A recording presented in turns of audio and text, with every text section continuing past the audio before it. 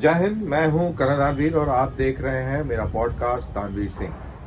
ये मैं अपने घर की बालकनी से वीडियो बना रहा हूं और जैसा कि आप देख रहे हैं कि ये जय श्री राम वाला झंडा ये इस चीज का संकेत दे रहा है कि हमने आज प्राण प्रतिष्ठा के समारोह का आनंद लिया और उसमें हम भी शामिल हुए अपने तरीके से। हमने भी अपनी आस्था के अनुरूप इन पूरी जो सेलिब्रेशंस थी उनके अंदर भागीदारी अपनी भी करी और आगे भी अभी करने वाले हैं। थोड़ी देर में दिए वगैरह जलाएंगे, पूजा आरती होगी और फिर हम अपने घर में दिए जलाएंगे जैसे कि नॉर्मल दिवाली के टाइम में होता है। ये जो वीडियो मैं कर रहा हूँ इसकी अहमियत और नॉट अहमियत मैं कहूँगा, मैं उस चीज़ का विश्लेषण कर रहा हूँ उस पॉइंट का जिस पॉइंट को प्रधानमंत्री मोदी साहब ने आज अपनी तकरीर में राम मंदिर के प्रांगण से की। उन्होंने कहा कि इस राम मंदिर का असर कुछ सालों का या कुछ सदियों का नहीं है बल्कि हजारों वर्षों का रहेगा। उन्होंने कहा कि वाल्मीकि रामायण में ये जिक्र है कि जब राम वापस आए तो वो हजारों वर्ष के लिए राजा बन गए, यानी कि लिटरल सेंस में नहीं बट इसका अगेन फिलोसफिकल मीनिंग ये है कि धर्म की स्थापना हुई, सही विजय हुआ, गलत पराजय हुआ एंड थिंग्स लाइक दैट। और एक सोसाइटी के अंदर ऑर्डर बना और ये ऑर्डर हजारों वर्ष तक आगे चला।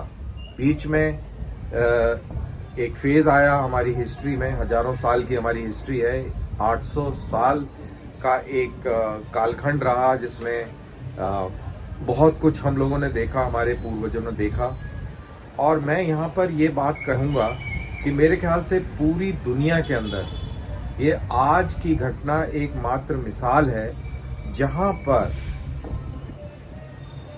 अगर ख़ास तौर से हम इस्लामिक इन्वेजन की बात करें, इस्लामिक इन्वेजन के बाद में जो घटनाएं घटी उसको रिवर्स करने की ये पहली घटना है। उनके जो दर्शन के मुताबिक मूर्ति पूजा असहनीय है और वो जहाँ भी कहीं मूर्ति पूजा होती थी उसको बर्बाद कर देते थे, उसको तोड़ देते थे। लेकिन हमने आज़ादी एक अंग्रेज़ों से हासिल करी और अब ये कल्चरल आज़ादी है।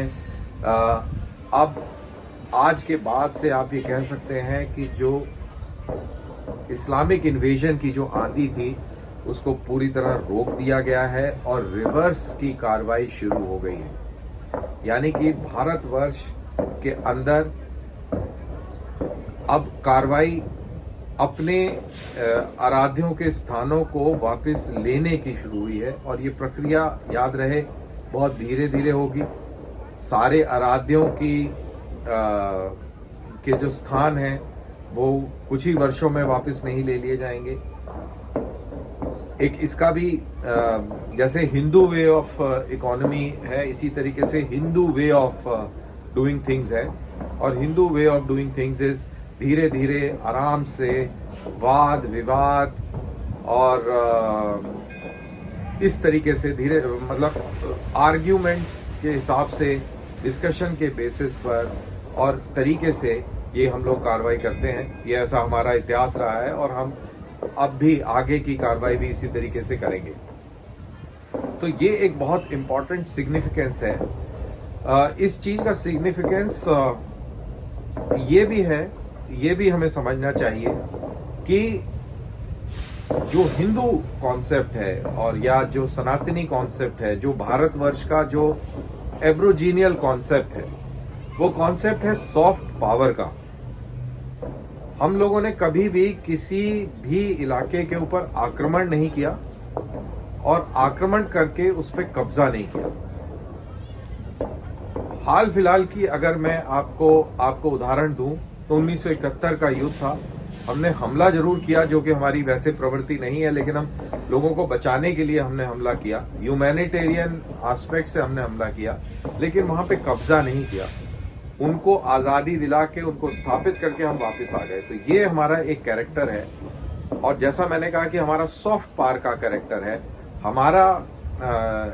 हमारी जो संस्कृति थी वो चाइना के ईस्टर्न कोस्ट, जापान, चाइना का eastern coast, Cambodia, Laos, Thailand, आपका मलेशिया, इंडोनेशिया, बर्मा, और आप यहाँ तक आ जाइए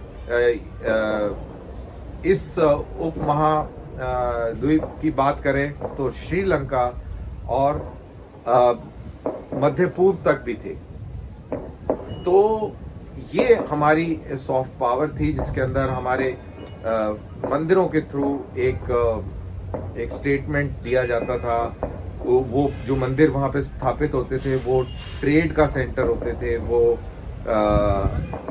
कल्चर का आदान प्रदान के सेंटर होते थे, फिलोसफिकल गाइड्स होती थी। तो इस तरीके से ये पूरा का पूरा एक सिस्टम था जो कि 800 साल पहले काफ़ी फ्लरिश किया इसने। लेकिन 800 साल के बाद 800 साल पहले कुछ एक ऐसी आंधी आई इस पूरे इलाके में, जो कि 1400 साल पहले शुरू हुई, कि उससे बहुत कुछ उलट पुलट हुआ। और ये कह सकते हैं कि हमारी ये जो 800 साल की जो जंग है, ये लड़ाई है, ये आज जाके मुकम्मल हुई है। और आज हमने इस आंधी को रोका है। अब इस आंधी का रिवर्सल शुरू होगा, और साथ के साथ अब हमारा जो सॉफ्ट पावर है, जो कल्चर है, उसको भी अब हम धीरे धीरे दुनिया के अंदर फिर से कायम करेंगे। अभी भी ये प्राण प्रतिष्ठा वाला जो कार्यक्रम था, इससे जुड़ी हुई गतिविधियां आप देखिए दुनिया में कहाँ कहाँ हुई है। ऑस्ट्रेलिया में, न्यूजीलैंड में, अमेरिका में, यूरोप के अंदर कई स्थानों पर। तो ये सॉफ्ट पावर आपको दिखने लगी है। तो इसी तरीके से ये सॉफ्ट पावर जाएगी सत्संग के थ्रू, कीर्तन के थ्रू, विचारों के थ्रू, सद्भाव के थ्रू, प्रेम और भाईचारे के थ्रू। वासुदेव कुटुंब का ये मैसेज जो है ये पूरी दुनिया में जाएगा। तो ये क्योंकि मैं ये बात कर रहा हूँ, तो मैं ये कहूँगा कि ये एक बहुत ही जियो स्ट्रेटेजिकली बहुत ही सिग्निफिकेंट मोमेंट है as far as India is concerned, Bharat is concerned. और अगर हम इसको मुल्क के तौर पर देखें तो ये राम मंदिर जो कि एक चिन्ह है, ये भारत की परंपरा, भारत की स्ट्रेंथ का ये चिन्ह है, प्रतीक है।